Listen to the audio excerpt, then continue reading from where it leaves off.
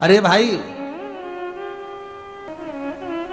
किसके पास में जा रहे हो आप जल चढ़ाने के लिए? जम के बोलिए जरा। शंकर जी के पास। शंकर जी कौन है? तुम्हारे कौन से मतलब नहीं है। भगवान को तो केवल इतना मतलब है कि आप मन कैसा लेकर आए हो। ये तन साफ करने से, स्नान करने से, खूब रगड़ रगड़ के नहाने से, लक्स पेयर से, खूब घिस घिस के नालों ने, क्रीम ने, पाउडर, डेंटिंग पेंटिंग करके फिर भगवान के पास जाओ और बढ़िया 2-4 घंटे तक फैशन करके भगवान को रिझाओ। भगवान रिझेगा? अरे गर्ग संहिता में लिखा है कि शंकर को एक बार प्रणाम करने का फल क्या है कि 10 अश्वमेध यज्ञ के स्नान का जो फल होता है वो मात्र शंकर को प्रणाम करने से मिल जाता है। कितना? 10 अश्वमेध यज्ञ के स्नान का जो फल है शंकर को मात्र प्रणाम करने से मिल जाता है। पर गर्ग संहिता कहती है कि 10 अश्वमेध यज्ञ के स्नान के बाद भी मनुष्य का जन्म वापिस मिल सकता है। मतलब वापिस तुम्हारा जन्म हो सकता है, किसी भी रूप में हो, जन्म हो सकता है। पर शिव पुराण कहती है, गर्ग संहिता कहती है, स्कंद पुराण कहती है, नर्मदा पुराण कहती है कि महाराज इतना जरूर है कि शिव को प्रणाम करने का फल उतना है कि 10 अश्वमेध यज्ञ के स्नान का फल मिल जाता है। पर गर्ग संहिता कहती है कि शंकर के चरणों में अगर प्रणाम कर लिया तो ये पक्का है कि अश्वमेध यज्ञ का फल भले कट जाए पर शंकर के प्रणाम का फल नहीं कटता, उसका वापिस जन्म नहीं होता और वो शिव का हो जाता, वो शंकर का हो गया, फिर उसका जन्म नहीं है महाराज।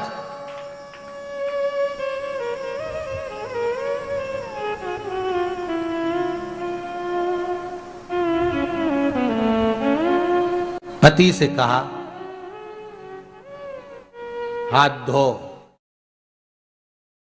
स्नान कर लो जल्दी से, फिर अपन को चलना है मंदिर। पति बोला नहा लिया एक बार तो दूसरी बार फिर से नहा लो।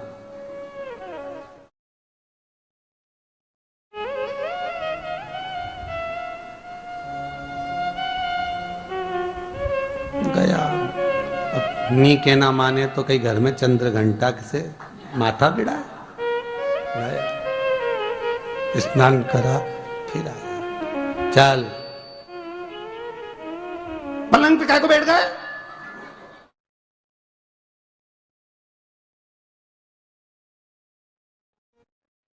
पलंगी तो है।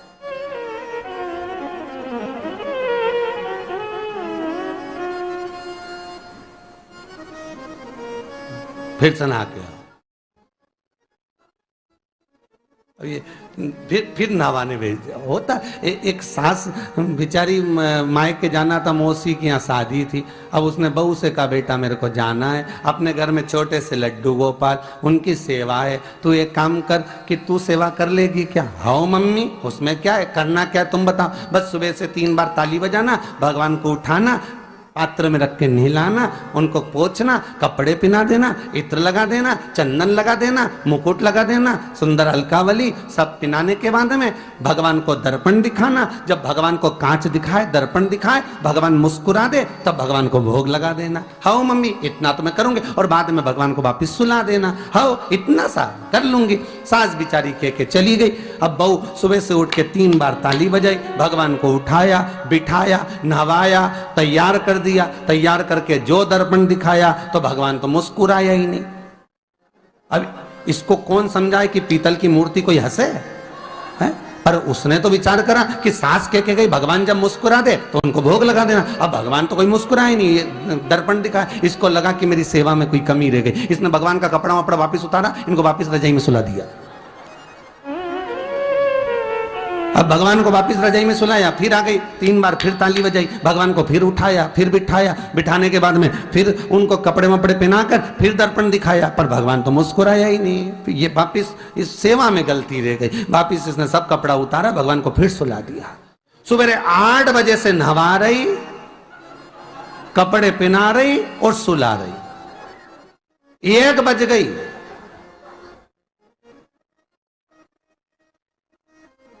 गलती रह गई होगी अपने सास के गए। अब की बार फिर भगवान को नहवाया। भगवान भी मन में सोचे नहवा ही नहवा रही, खवा तो कछु ना रही।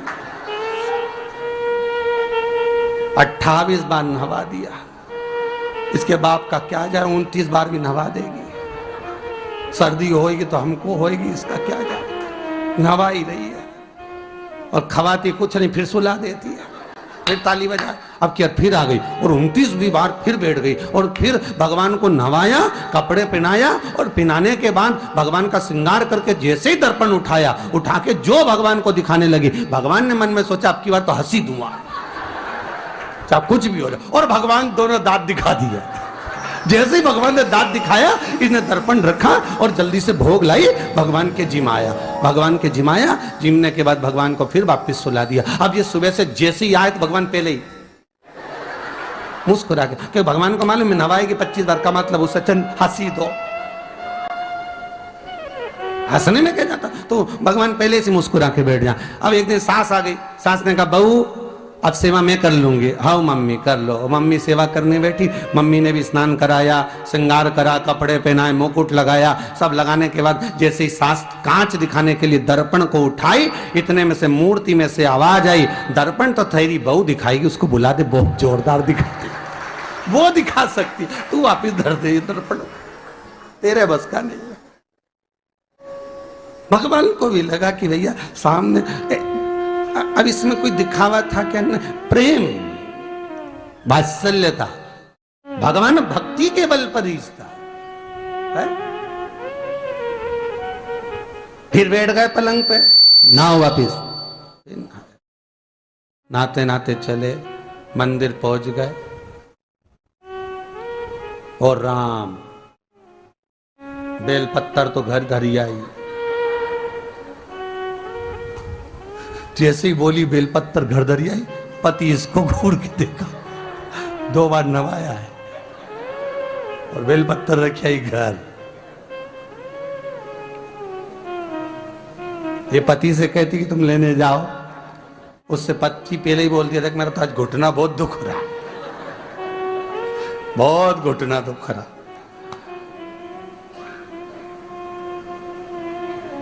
ठीक है तुम बैठो, मैं आई अभी घर से। अब घर जाते जाते मालूम पड़े फिर कहीं का कोई छुआ गया तो नहाने बैठ गई।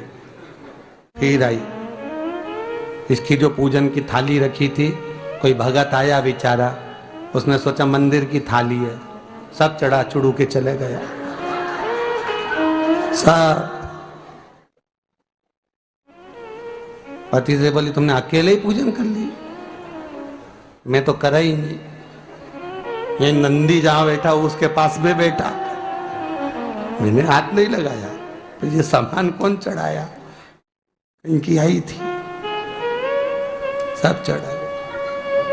तो क्या शर्म नहीं आई? बेलपत्तर तो था ही नहीं। तो क्या सियोर वाला महाराज की कथा सुनी थी, शंकर जी पे से उठा लिया, धो के चढ़ा के वो गई, वो चली गई। शिव ये नहीं कह रहा कि तुम वस्तुएं बटोर कर लाओ। शंकर कहता तुम्हारे पास में मिल जाए तो समर्पित कर दो, नहीं मिले धोया, वापिस शिव को चढ़ा दिया, वापिस शंकर को समर्पित कर दिया। शिव स्वीकार करेंगे। 1 महीने तक भी एक बेलपत्र को धोकर शंकर को रोज चढ़ाते रहो तो भी शंकर स्वीकार करेंगे। उसमें भगवान ये नहीं सोचेंगे कि निर्माल्य है, स्वीकार करेंगे।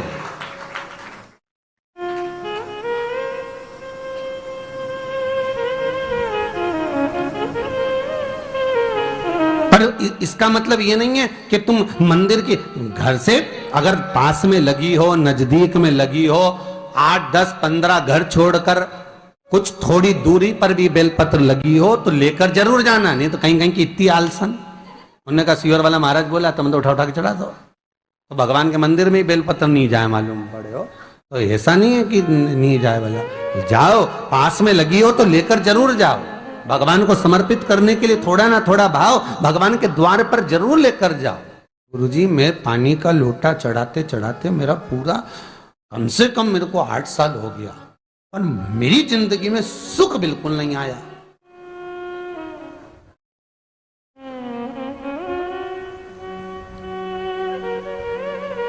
हमने कहा तूने कैसे चढ़ाया, वो भी तो सुने। तो क्या कैसे, क्या स्नान करा और मंदिर जाके लोटा चढ़ाया पानी का। अच्छा, अब मैंने कहा तू चुप रहे। उसके पति, यहीं की इसी ऑफिस की बात है, भवानी मंडी से, उसके पति से पूछा, हाँ जी वर्मा जी सही बताओ पत्नी लोटा कैसे चढ़ाई। गुरुजी ना जाने कहाँ के महाराज के चक्कर में पड़ी, लोटा भर के पानी चढ़ाने जाए, नहाने के बाद बच्चा इतना सा रो रहा, चिल्ला रहा, पर उसको टच तक नहीं करे, किसी चीज के नहीं छुए, और बिल्कुल कोरी की कोरी साड़ी पहने, धुली हुई, पहले ही बाथरूम में टांग के धर दे, उसको कोई छू नहीं सकता, टाविल टच नहीं कर सकता, और ऐसी जाके शंकर जी के फिर लोटा चढ़ाए। मंदिर में अगर किसी ने छू लिया तो वापिस आ जाए, नहाए धोए फिर जाए। मैंने कहा बस अब तो तू ऐसी जिंदगी भर चढ़ाती रहे तो भोलेनाथ आएगा ही नहीं।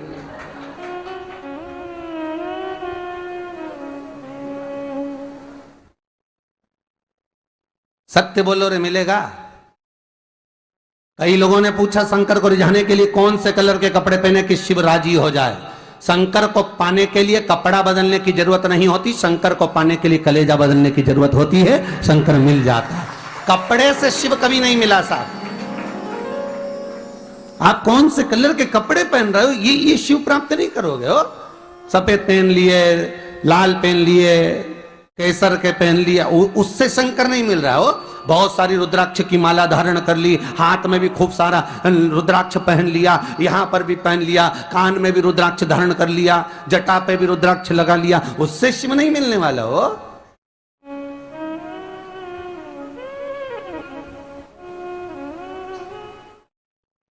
अरे भाई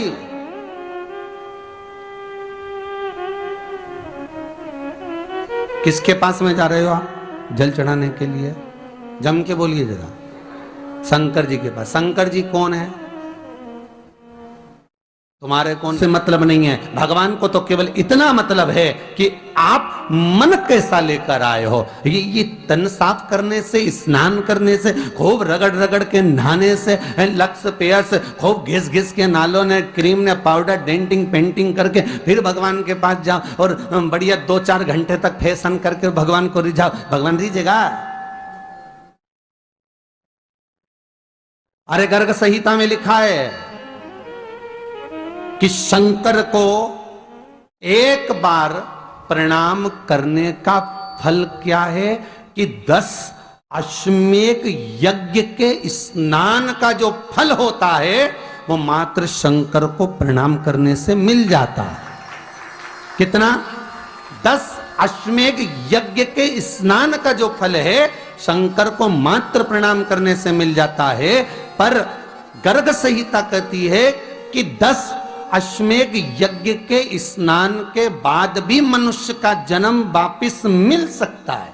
मतलब वापिस तुम्हारा जन्म हो सकता है, किसी भी रूप में हो जन्म हो सकता है। पर शिव पुराण कहती है, गर्ग संहिता कहती है, स्कंद पुराण कहती है, नर्मदा पुराण कहती है कि महाराज इतना जरूर है कि शिव को प्रणाम करने का फल उतना है कि 10 अश्वमेध यज्ञ के स्नान का फल मिल जाता है। पर गर्ग संहिता कहती है कि शंकर के चरणों में अगर प्रणाम कर लिया तो ये पक्का है कि अश्वमेध यज्ञ का फल भले कट जाए पर शंकर के प्रणाम का फल नहीं कटता, उसका वापिस जन्म नहीं होता और वो शिव का हो जाता, वो शंकर का हो गया, फिर उसका जन्म नहीं है महाराज।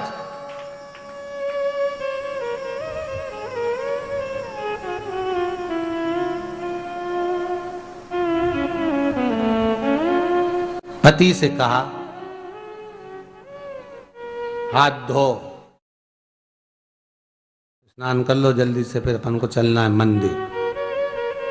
पति बोला नहा लिया एक बार तो दूसरी बार फिर से नहा लो।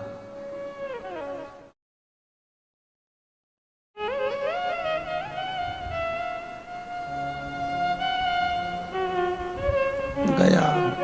अपनी के ना माने तो कई घर में चंद्र घंटा से माथा भिड़ा, स्नान करा फिर आया। चल, पलंग पे काय को बैठ गए?